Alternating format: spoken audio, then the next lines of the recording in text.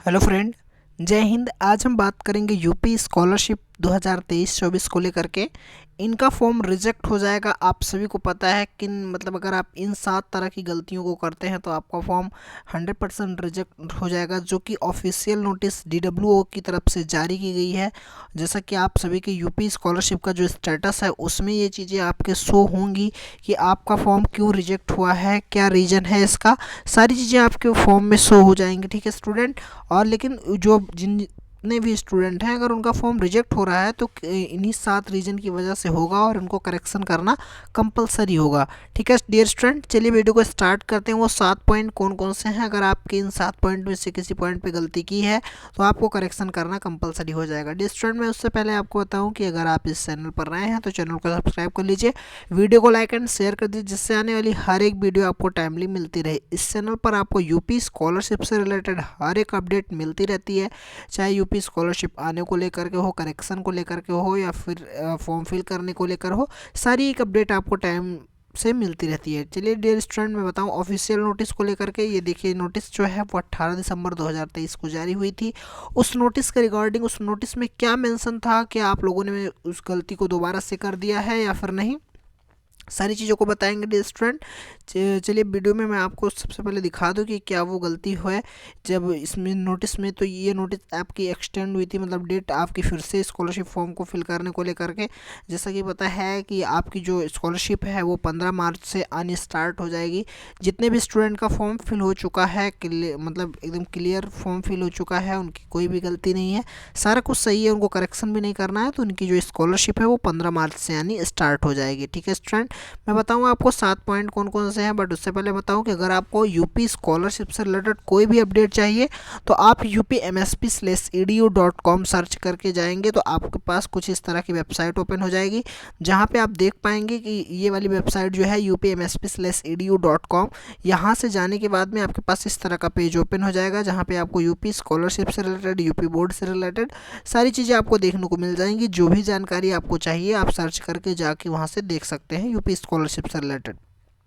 7 point ये हैं, जैसे कि आप देख पा रहे हैं, जो टाइम टेबल होता है टाइम टेबल में नीचे दिए होते हैं।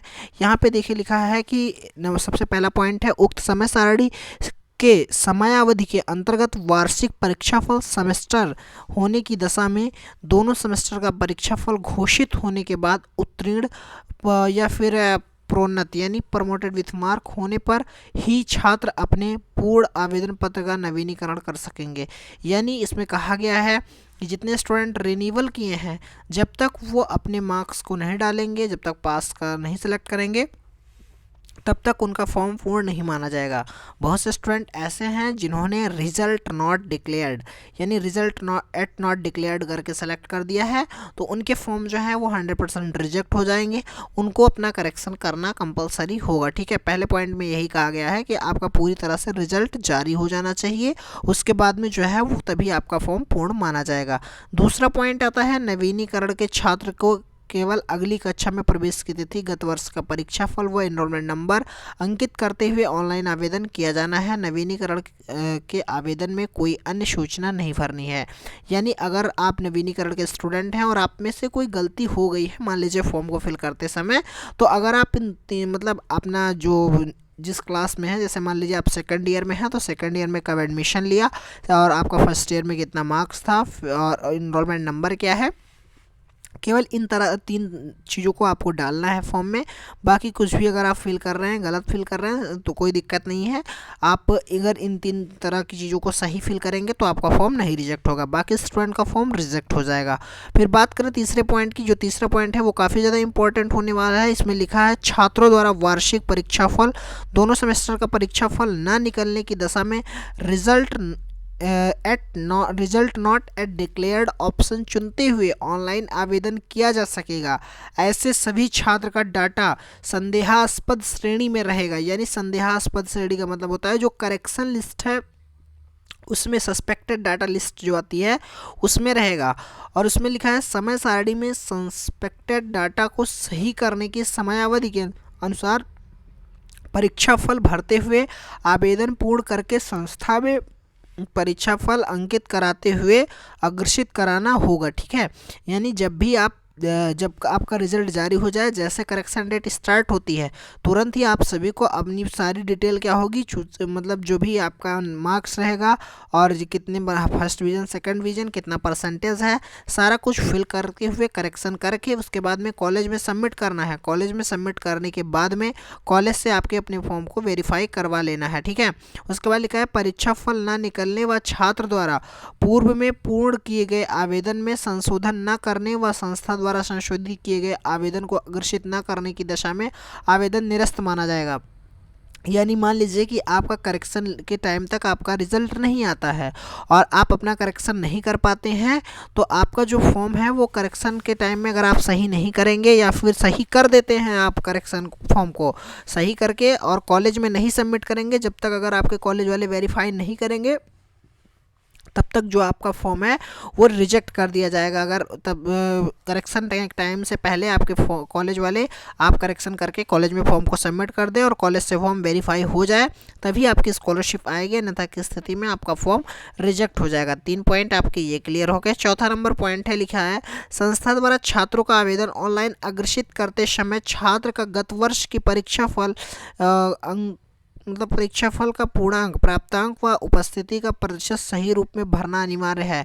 यानी कहने का मतलब है कि आपके जो कॉलेज वाले हैं उनको भी देख लेना है कि आपके मार्क्स जो हैं वो एकदम एग्जैक्ट सही होने चाहिए, पूर्णांक कितना था, प्राप्तांक कितना था, और साथ में जो कॉलेज को अटेंडेंस परसेंटेज फिल करना होता है वो भी भरना ज़रूरी है। अगर अटेंडेंस परसेंटेज 75% से कम है, अटेंडेंस परसेंटेज 75% से कम है, तो बार मैंने आपको बता दिया कि अगर फिर से बता दूँ, अगर आपका अटेंडेंस जो परसेंटेज है वो 75% से कम होता है तो आपके फॉर्म जो है वो रिजेक्ट कर दिए जाएंगे और दोबारा से आप करेक्शन भी नहीं कर पाएंगे इसके लिए, ठीक है।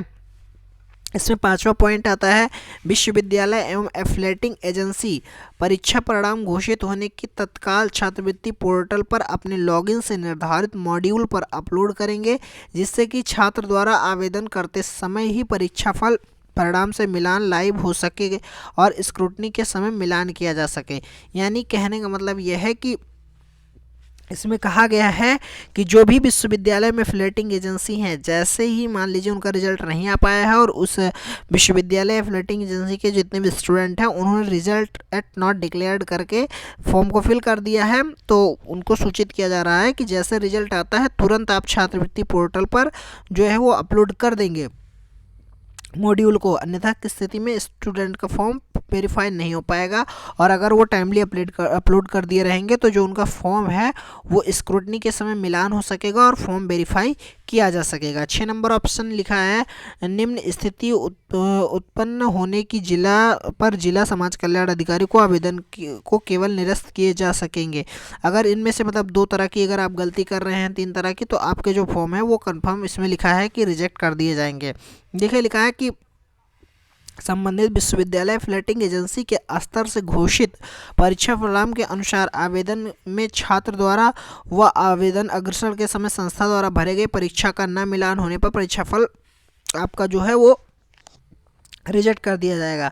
यानी मान लीजिए कि करेक्शन के टाइम तक आप जो फॉर्म मतलब मार्क्स को डाल रहे हैं वो अगर आपके एफिलेटिंग एजेंसी से मैच नहीं कर रहा है या फिर जो आपके कॉलेज वालों ने डाल रखा है उससे नहीं मैच कर रहा है, तो जो आपका फॉर्म है वो रिजेक्ट कर दिया जाएगा। और अगर आपके करेक्शन के टाइम तक अगर आपके रिजल्ट नहीं आ पाते हैं तब भी जो है वो आपके फॉर्म रिजेक्ट कर दिए जाएंगे।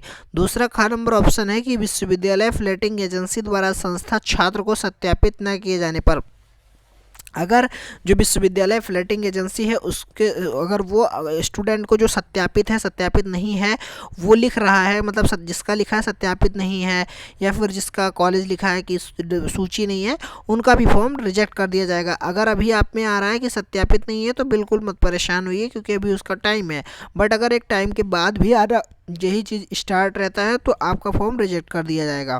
फिर ख नंबर आता है विश्वविद्यालय फ्लैटिंग एजेंसी द्वारा मास्टर डाटा के अंतर्गत संबंधित संस्थान में संचालित पाठ्यक्रम में शुल्क न भरने व भरी गई शुल्क को सत्यापित न किए जाने के, यानी अगर फ्लैटिंग एजेंसी जो है उसके मास्टर डाटा के जो है मास्टर डाटा के अनुसार अगर आपकी फ़ीस नहीं भरी गई है, मान लीजिए मास्टर डाटा में आपकी फ़ीस 4,000 रुपये है और आपने मतलब 2,000 ही भर रखे या फिर 8,000 भर रखे, वो अगर मैच नहीं करेगी तब भी आपका फॉर्म रिजेक्ट कर दिया जाएगा। इसीलिए आप अपनी फ़ीस को भी सही मेंटेन करेंगे। अगर जिन्हें लगता है कि मैंने फ़ीस गलत भर रखी है, तो अगर जैसे करेक्शन स्टार्ट होता है तुरंत आप करेक्शन कर लेंगे। 7 नंबर ऑप्शन है, छात्र द्वारा पूर्व में किए गए आवेदन में आवश्यक संशोधन के उपरांत संस्था स्तर से पुनः अग्रेसित न होने पर आवेदन में सामान्य मान्य नहीं होगा। यानी मान लीजिए यहाँ पे कहा गया है कि अगर आप करेक्शन कर रहे हैं, कोई भी करेक्शन कर रहे हैं और उसके बाद में कॉलेज आपका फॉर्म को वेरीफाई नहीं कर रहा है, तो आपका फॉर्म जो है वो मतलब रिजेक्ट ही माना जाएगा, उसमें कोई चेंजिंग नहीं मानी जाएगी। ओके स्टूडेंट, तो मैं आशा करता हूँ इन 7 पॉइंट्स को आप समझ गए होंगे कि सातों मेन पॉइंट्स कौन से हैं। आप चाहें तो स्क्रीनशॉट लेकर के भी देख सकते हैं। जैसे कि आप सभी को पता है कि आज 27 जनवरी है, तो 27 जनवरी की डेट में आपको ये वीडियो मिल रही है। तो आप सभी लोग काफ़ी ज़्यादा स्टूडेंट को शेयर करिए, जिससे उन्हें पता चल सके कि क्या उन्होंने ये गलती की है या फिर नहीं की है। अगर गलती कर रखी है तो उन्हें करेक्शन डेट का इंतज़ार करना चाहिए, और चैनल को सब्सक्राइब करके रखिए। जैसे करेक्शन स्टार्ट होता है मैं आप सभी को इन्फॉर्म कर दूंगा। Okay student, thank you for watching this video में बने रहने के लिए धन्यवाद। मैं आशा करता हूँ ये वीडियो आपके लिए काफ़ी ज़्यादा इंपॉर्टेंट रही होगी।